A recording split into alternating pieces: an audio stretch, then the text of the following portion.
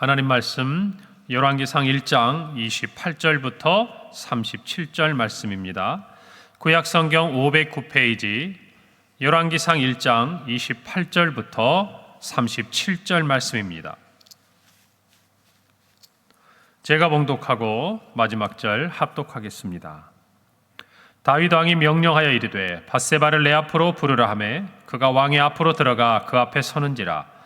왕이 이르되 내 생명을 모든 환난에서 구하신 여호와께서 살아계심을 두고 맹세하노라.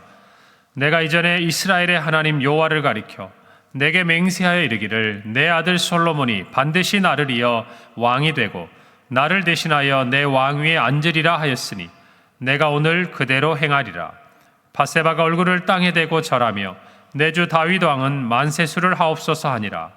다윗 왕이 이르되 제사장 사독과 선지자 나단과 여호야다의 아들 분하야를 내 앞으로 부르라 하니 그들이 왕 앞에 이른지라. 왕이 그들에게 이르되 너희는 너희 주의 신하들을 데리고 내 아들 솔로몬을 내 노새에 태우고 기온으로 인도하여 내려가고 거기서 제사장 사독과 선지자 나단은 그에게 기름을 부어 이스라엘 왕으로 삼고 너희는 뿔나파를 불며 솔로몬 왕은 만세수를 하옵소서 하고 그를 따라 올라오라. 그가 와서 내 왕위에 앉아 나를 대신하여 왕이 되리라. 내가 그를 세워 이스라엘과 유다의 통치자로 지명하였느니라. 여호야다의 아들 분하야가 왕께 대답하여 이르되 아멘. 내 주 왕의 하나님 여호와께서도 이렇게 말씀하시기를 원하오며. 함께 읽겠습니다. 또 여호와께서 내 주 왕과 함께 계심같이 솔로몬과도 함께 계셔서 그의 왕위를 내 주 다윗 왕의 왕위보다 더 크게 하시기를 원하나이다 하니라. 아멘. 모든 사실을 이제 다윗이 알게 되었지요. 나단과 그리고 이제 밧세바를 통해서 아도니아가 스스로 왕이 되고자 한다는 이 이야기를 알게 되고 또 자신이 해야 할 일, 곧 자기의 뒤를 이어서 이제 왕을 세워야 한다는 것을 깨닫게 되었고 또 하나는 자기가 이전에 하나님께로부터 받았던 그리고 밧세바와 또 나단에게 듣고 이야기했던 것들을 기억합니다. 그리고 오늘 성경에 보면 드디어 이제 솔로몬의 왕위 즉위식에 대해서 다윗 왕이 명하는 것들을 우리가 살펴볼 수가 있습니다. 다윗 왕이 이 모든 일을 깨닫고 자기가 해야 할 일을 시작하면서 그는 29절에 이렇게 말합니다. 왕이 이르되 내 생명을 모든 환난에서 구하신 여호와께서 살아계심을 두고 맹세하노라. 다윗의 맹세를 보면 그가 지금까지 지나왔던 모든 과거의 시간 속에 체험한 하나님, 그리고 오늘도 여전히 살아계신 하나님, 이 두 가지를 그의 신앙으로 고백하고 있어요. 그리고 그 하나님을 두고 특별히 그 하나님의 살아계심을 두고 맹세한다는 것, 저와 여러분 이걸 잘 아셔야 돼요. 다윗이 오늘 이 자리까지 오면서 그는 이제 거의 그의 생명의 모든 심지가 다 타들어가는 마지막 이제 죽음의 때를 사실은 기다리는 시간입니다. 그때 그가 하나님에 대해서 맹세할 때 이르기를 첫째는 내 생명을 모든 환난에서 구하셨다. 사실 돌이켜보면 다윗 왕이 왕이 되기까지 그는 수많은 적들, 특별히 사울 왕에게 죽임을 당할 수많은 위기 가운데 처해 있습니다. 그럴 때 그때마다 다윗이 고백했던 것은 나의 힘이시요, 나의 반석이시요, 나의 요새시요, 나의 바위시요. 그의 모든 생명을 살려주셨던 그 하나님을 다윗은 결코 잊지 않았어요. 그가 생명의 그 불씨가 꺼져가는 그 마지막 순간, 그가 노새에서 이제는 정말 스스로 자기가 이전과 같지 않다는 것을 잘 알고 있는 그 때라도 그는 잊지 않아요. 어떤 하나님을? 나의 생명의 주인이신 하나님을 잊지 않는다 그 말이에요. 그리고 그가 그 순간에도 하나님을 기억하고 맹세할 때에 그가 참으로 기억하는 것은 그 하나님은 지금도 살아계신 하나님입니다. 할렐루야. 저와 여러분의 신앙에도 이 고백이 두 가지가 함께 있어야 돼요. 지금까지 인도하신 하나님, 내 삶의 자리 속에서 오늘의 내가 있기까지 나를 지키고 보호하시고 인도하신 하나님, 그 하나님을 평생 잊지 않는 여러분이 되시기를 바랍니다.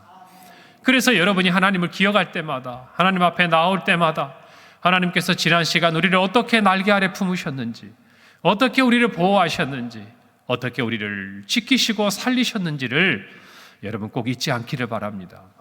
그리고 정말 중요한 것 하나, 그 하나님은 여전히 살아계신 분이라는 것을 여러분 잊어서는 안 돼요. 여러분, 우리가 부활주일에 메시지를 들었습니다. 부활을 믿지 않은 사두개인들이 예수님께 나와서 말했죠.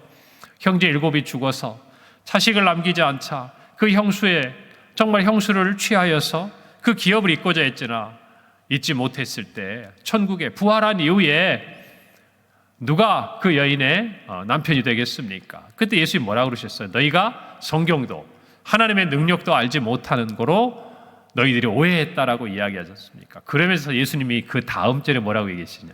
하나님은 죽은 자의 하나님이 아니라 산 자의 하나님이다. 여러분, 이것이 저와 여러분의 고백이어야 돼요. 저와 여러분이 이 땅에 살아있는 동안, 그리고 부활의 몸을 입고 영생을 누리는 이 약속을 가지고 살아가는 동안 우리 하나님은 여전히 오늘도 앞으로도 살아계신 하나님이라는 걸 아셔야 돼요. 할렐루야. 사망 권세를 이기시고 부활하신 예수 그리스도가 여전히 우리 안에 살아계심을 믿고 저와 여러분은 신앙 안에 살아가야 될 줄로 믿습니다. 그러니까 마치 하나님이 이전에 과거에 아브라함의 하나님, 이삭의 하나님, 야곱의 하나님, 거기서 끝나는 것이 아니에요. 오늘을 살고 있는 저와 여러분의 하나님이시라는 것을 고백하셔야 된다, 그 말입니다. 그래서 우리 모두가 정말 이 다윗의 고백을 여러분 꼭 마음에 새겨야 돼요. 다윗이 이제 얼마 지나지 않아서 솔로몬이 왕이 된 다음에 하나님의 부르심을 받습니다. 그 마지막 정말 그가 생명의 그 불씨가 다해가는 순간에도 그가 믿었던 것 2가지.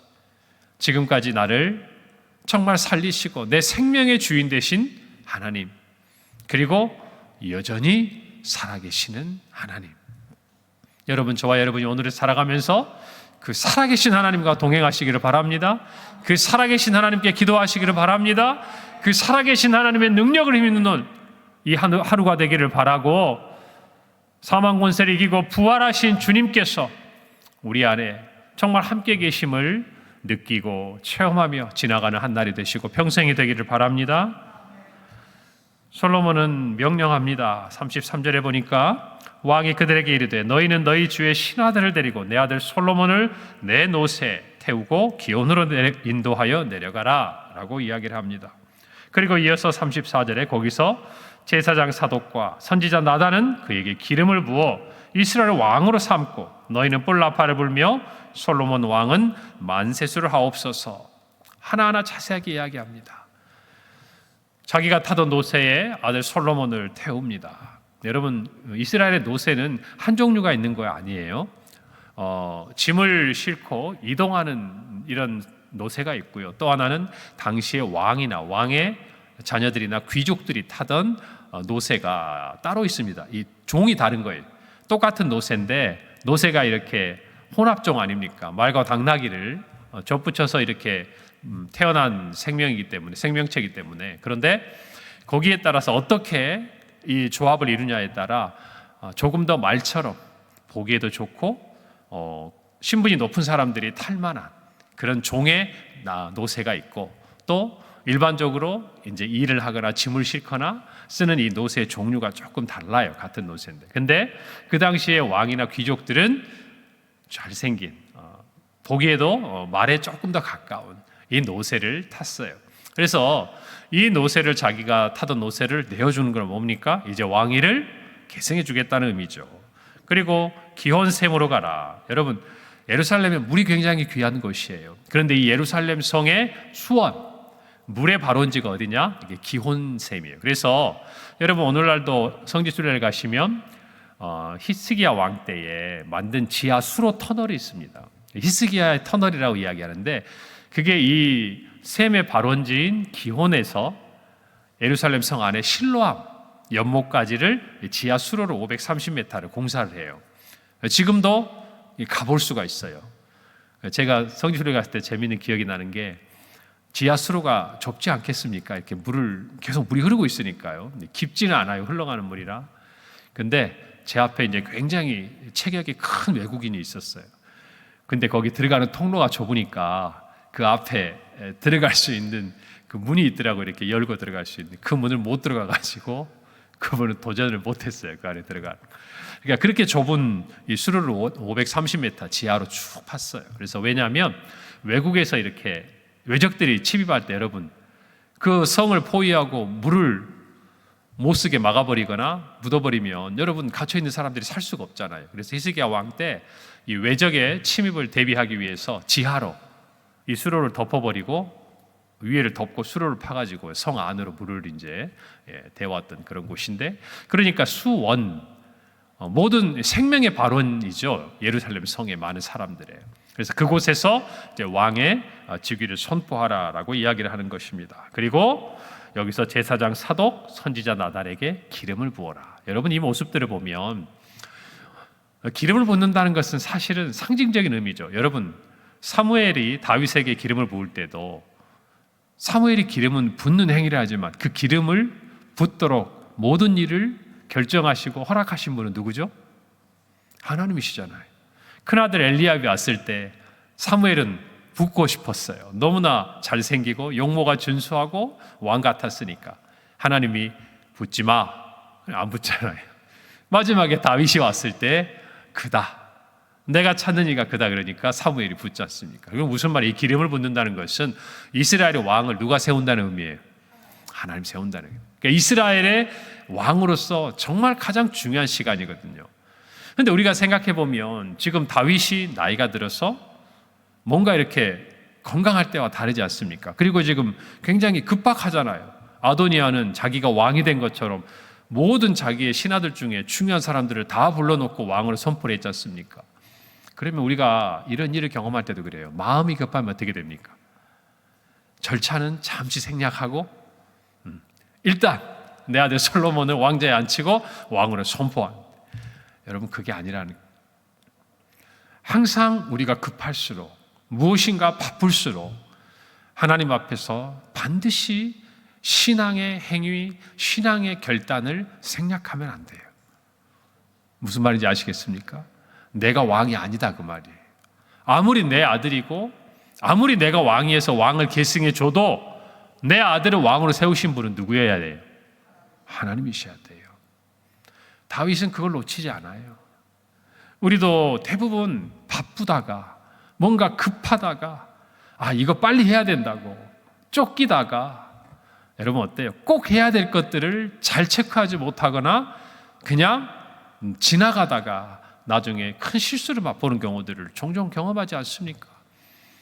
믿음의 부분도 마찬가지예요. 우리가 분명히 하나님 앞에서 먼저 반드시 확인해야 되고 해야 될 일이 있어요. 우리 삶 가운데 어떤 결정을 할 때도 반드시 하나님 앞에 무릎 꿇는 게 먼저여야 돼요. 하나님께서 기름을 부으라는 음성을 들어야 되는 거예요. 할렐루야.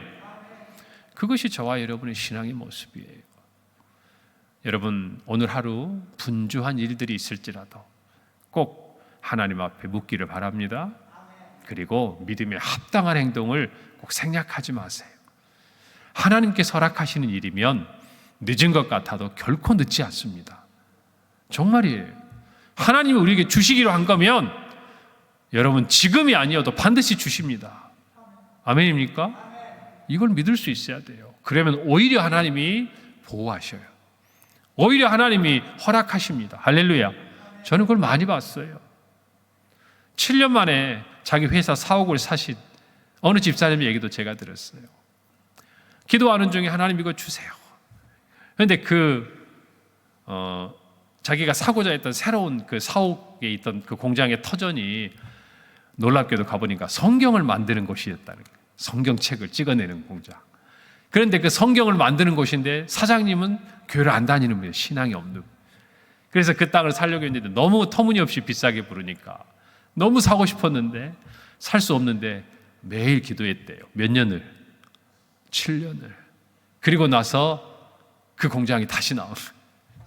그리고 났더니 그 전에 있던 사장님 그러시더래요. 회장님이 사셔야 될 땅이었나 보다고. 그래서 그 땅을 사가지고 제가 그곳에 가서 예배드렸던 기억이 나요.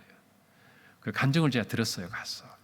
여러분 하나님이 허락하시려고 마음을 가지고 계시면요 반드시 주십니다. 할렐루야. 서둘러서 우리의 마음이 조급하다고 되는 일이 아니에요. 반드시 믿음의 모든 행위들을 잊지 말고 하나님이 요구하시는 그 믿음의 절차에 따라서 묻고 듣고 행하시기를 바랍니다. 오늘 36절 37절에 보니까 여호야다의 아들 브나야가 왕에게 대답합니다. 그리고 이렇게 말합니다. 내 주 왕의 하나님 여호와께서도 이렇게 말씀하시기를 원하오며, 잘 들으세요. 두 번째, 여호와께서 내 주 왕과 함께 계심 같이 솔로몬과 함께 계셔서 그의 왕위를 내 주 다윗 왕의 왕위보다 더 크게 하시기를 원하나이다.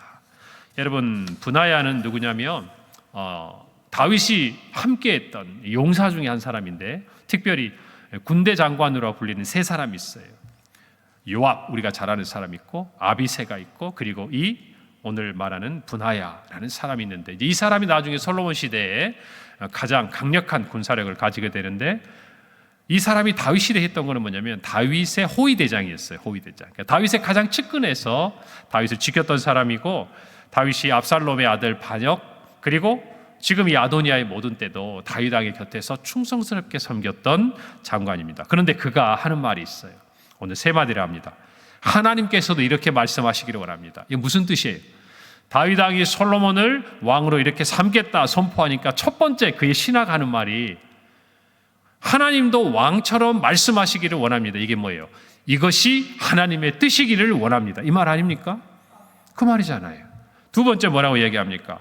다윗 왕이 정말 하나님께서 왕과 함께 계셨던 것, 그것처럼 솔로몬에게도 하나님이 함께 계시기를 원합니다. 기가 막힌 말 아닙니까? 그리고 세 번째가 뭡니까?